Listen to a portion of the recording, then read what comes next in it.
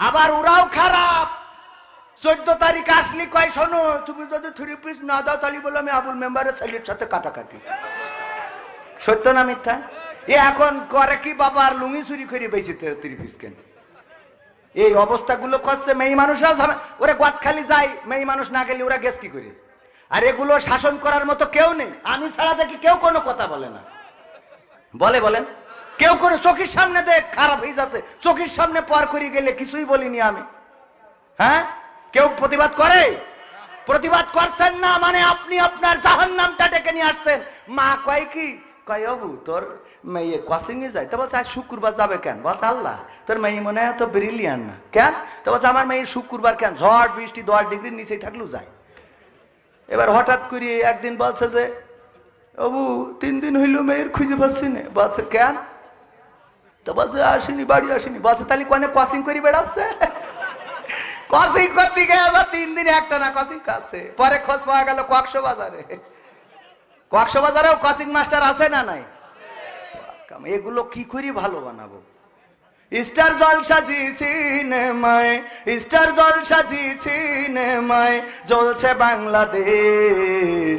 হিন্দি সিরিয়ালে আমার মা বোন করলো শেষ। ইমো মেসেঞ্জার কলে মা বোন করলো শেষ। পরিবারের অশান্তি আজ যাহার কারণে, ও সব চ্যানেল দাদার দেশের তাও তো সবাই জানে। পরিবারের অশান্তি আজ যাহার কারণে, ও সব চ্যানেল দাদার দেশের তাও তো সবাই জানে। বন্ধ করলে ও সব চ্যানেল, বন্ধ করলে ও সব চ্যানেল খেপবে দাদা বেশ। হিন্দি সিরিয়ালে আমার মা বোন করলো শেষ। স্বামী স্ত্রী নাই কোনো মিল, সিরিয়ালের অবদান। কত নারী যাচ্ছে ছেড়ে স্বামী ও সন্তান। স্বামী স্ত্রী নাই কোনো মিল, সিরিয়ালের অবদান। কত নারী যাচ্ছে ছেড়ে স্বামী ও সন্তান। পরকিয়া প্রেমের লাগি, পরকিয়া প্রেমের লাগি সংসার হইল শেষ। হিন্দি সিরিয়ালে আমার মনিরামপুরের মা বোন করলো শেষ। নামাজ পড়ার পায় না সময় সিরিয়ালের লাগি, স্টার জলসাজি সিনেমা দেখে সারা রাত্রি জাগি। কেউ বাই আবার হিন্দু আনির, কেউ বাই আবার হিন্দু আনির ধরে নানান বেশ। হিন্দি সিরিয়ালে আমার মা বোন করলো কি? কথা সত্য না মিথ্যা? পর্দা করে না, আবার অনেকেই পর্দা করে নামমাত্র। এমন এমন বুরকা পরে গো, ওই দেখে আবার ঝামেলা আছে না নাই? তার মানে তার কি পর্দা করার ইচ্ছা না? পর্দা করার ইচ্ছা না। ও বলে হ্যাঁ ওই যে দোকান হয়েছে। হ্যালো হ্যাঁ বল্টু, হ্যাঁ তুমি কখন আসবা? হ্যাঁ একদিন সিনাক্সে যাবো। হ্যাঁ আমার স্বামী টাকা পাঠিয়েছে। ও স্বামী টাকা পাঠিয়ে সিনাক্সে যাবো আরেকজনের সাথে। এই কথা সত্য না মিথ্যা? স্বামীর কথা ভাল লাগে না। বল্টু ফোন দিলে হ্যাঁ বল্টু ভাই তোমার ওই কুত্তা কাটিং কোথা থেকে দিয়েছো? অনেক ভালো লাগতেছে। হ্যাঁ বেবি। এবার যে এর মধ্যে স্বামী কল ঢুকে ধরি, এই কি হয়েছে তোমার?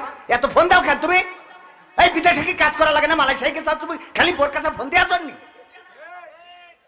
হ্যাঁ বল্টু ভাই, হ্যাঁ ওই পাগলটা ফোন দিয়েছিল। ওরে পাকামো, স্বামীর সাথে 1 টন, বল্টুর সাথে আর 1 টন। আছে না নাই?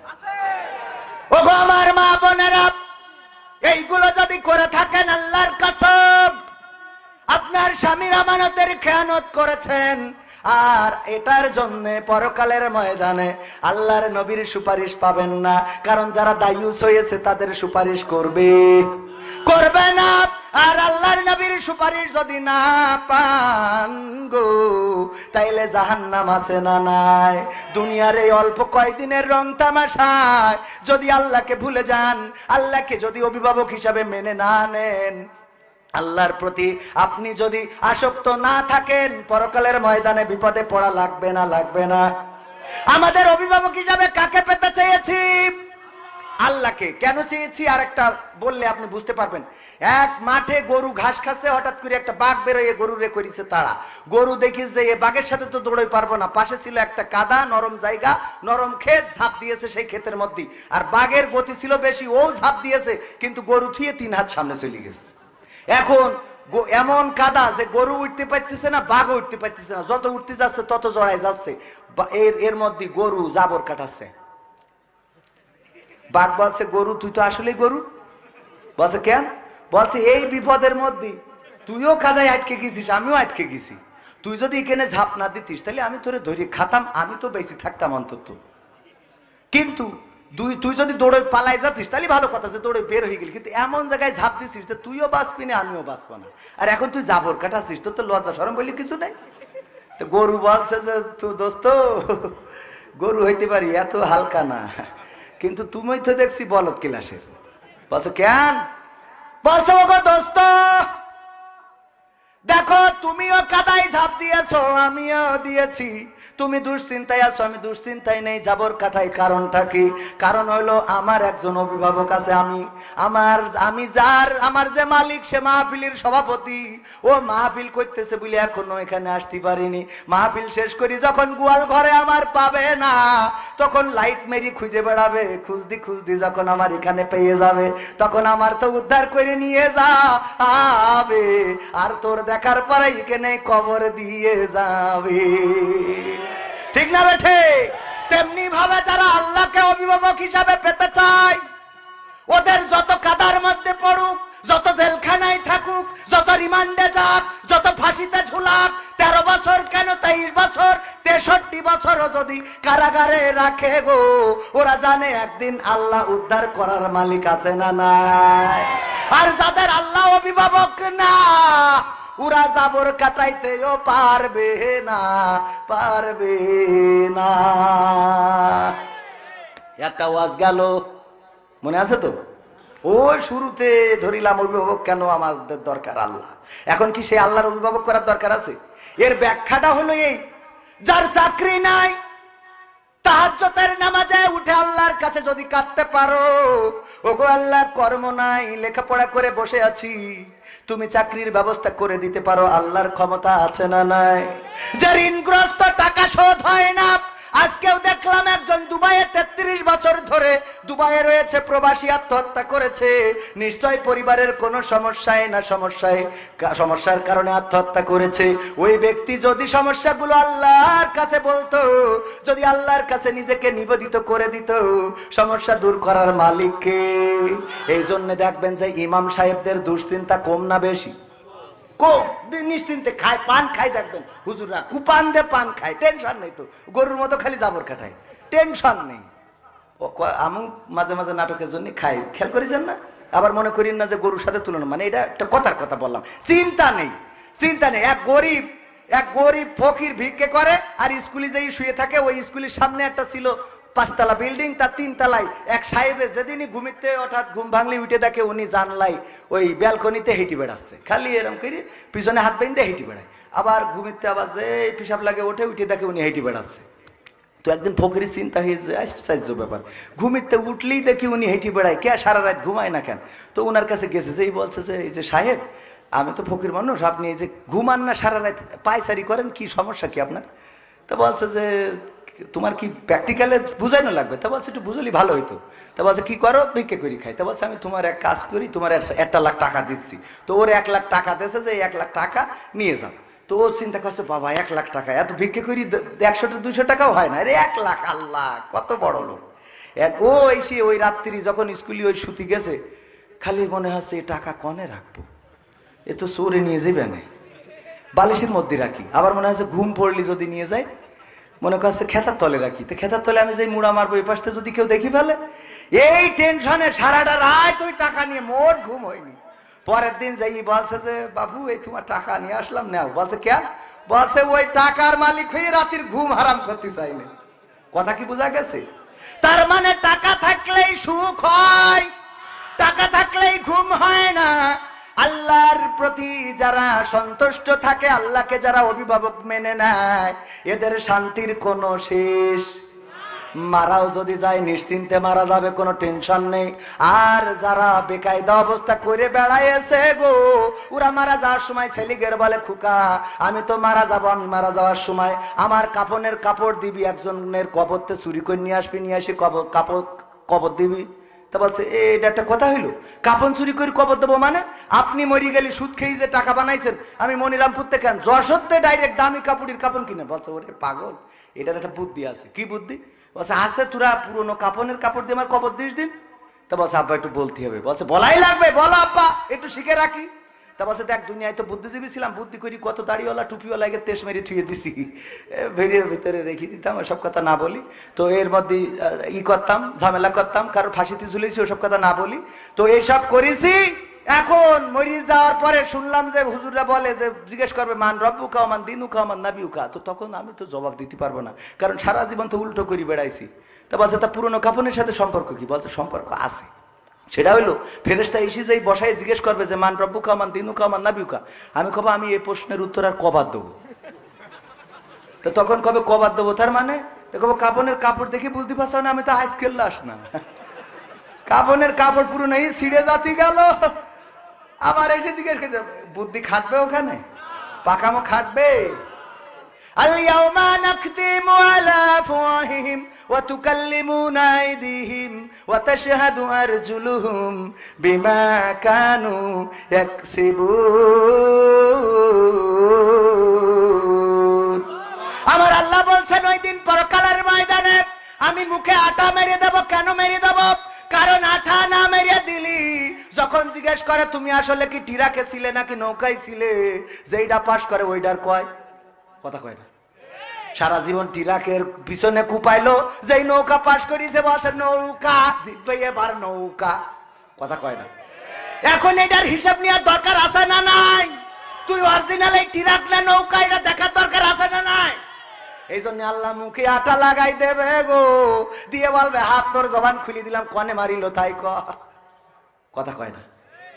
কথাটা কি বুঝা গেছে? এটা উদাহরণ, রাজনীতির কথা না বলো, এটা হলো উদাহরণ দিলাম। পরকালে যে যখন বলবেন যে আল্লাহ আমার মতো আল্লাহর ওলি পৃথিবীতে নেই, আমি বিশাল ভালো ছিলাম, আল্লাহ কবে একটু চুপ থাক, তোর হাত মাত খুলি দে দেখি দে কি করেছিস। এইবার যেই খুলি দেবে কবে আল্লাহ মানুষের বেড়ায় একটাও রাখিনি, কথা কয় না। কি হবে বেঁচে থেকে অযথা বিদ্যা শিখে যদি না গড়তে পারি শোষণবিহীন সমাজটাকে? কি হবে বেঁচে থেকে? কি হবে ছাত্র সেজে চুমু খেয়ে সনদ খানা যদি হয় বিদ্যালয়টা সমকামীদের আড্ডাখানা? কি হবে ছাত্র সেজে চুমু খেয়ে সনদ খানা যদি হয় বিদ্যালয়টা পরিমণিদের আড্ডাখানা? এর চেয়ে মরাই ভালো দেশ ছেড়ে যাওয়াই ভালো, এর চেয়ে মরাই ভালো দেশ ছেড়ে যাওয়াই ভালো। কি হবে ধোকা দিয়ে বিবেকটাকে?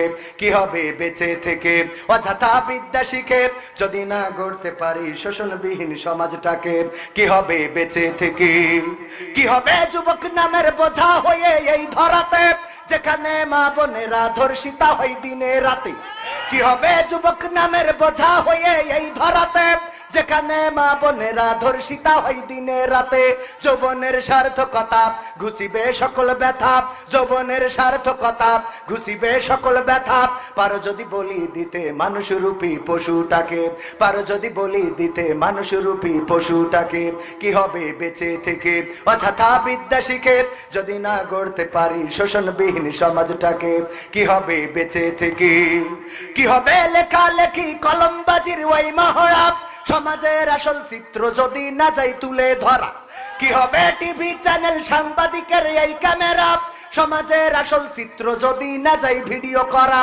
যদি ওই ঘুষের বলে কলমটা উল্টো চলে, যদি ওই হ্যালো কলে এই হ্যালো, যদি ওই হ্যালো কলে ক্যামেরা উল্টো বলে, তবে কি যাবে রোখা দুর্নীতিকে? যাবে? তবে কি যাবে রোখা দুর্নীতিকে? কি হবে বেঁচে থেকে অযথা বিদ্যা শিখে যদি না গড়তে পারি শোষণবিহীন সমাজটাকে? কি হবে বেঁচে থেকে? কি হবে নামাজি রোজা ইমানদারির বড়াই করে কোরআনের কর্মীগুলো থাকে যদি কারাগারে? কি হবে নামাজি রোজা ইমানদারির বড়াই করে কোরআনের কর্মীগুলো থাকে যদি কারাগারে? মসজিদের কোণে বসে জিকির যত করো খুশি, মসজিদের কোণে বসে তাসবিহ যত টানো ঠেসে, এভাবে যায় না পাওয়া আল্লাহকে। যাবে? এভাবে যায় না পাওয়া আল্লাহকে। কি হবে বেঁচে থেকে অযথা বিদ্যা শিখে যদি না গড়তে পারি শোষণবিহীন সমাজটাকে? কি হবে বেঁচে থেকে? কি হবে আলেম হয়ে ইমাম সেজে মসজিদেতে পারো যদি সত্য কথা উচ্চ স্বরে না বলিতে? আছে না নাই? অনেক আলেম আছে হক কথাগুলো সত্য কথাগুলো চাপা দিয়ে রাখে, বলে না। আবার অনেক আলেম আছে সত্য কথা বলতে গেলে তার ইমামতিও থাকে। এমন কমিটি আছে না নাই?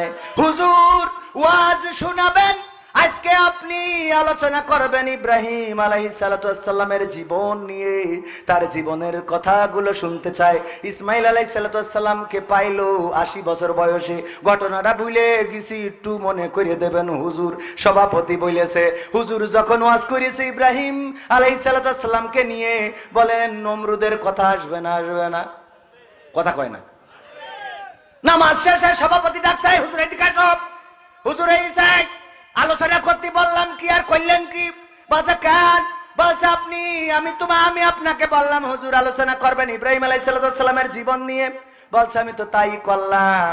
বলছে তাই করলেন আপনি? আপনি তো সারা জীবন দেখলাম আলোচনার মধ্যে খালি নমরুদের কথা কন, খালি। বলছে নমরুদের কথা কই, এটা তো বলতেই হবে, না বলে তো ইব্রাহিম আলাইহিস সালামের জীবন বলা যায় না। বলছে বলেন, তাতে অসুবিধা নেই, কিন্তু যখন নমরুদের কথা করছিলেন বারবার দেখছিলাম আমার দিকে তাকাচ্ছিলেন।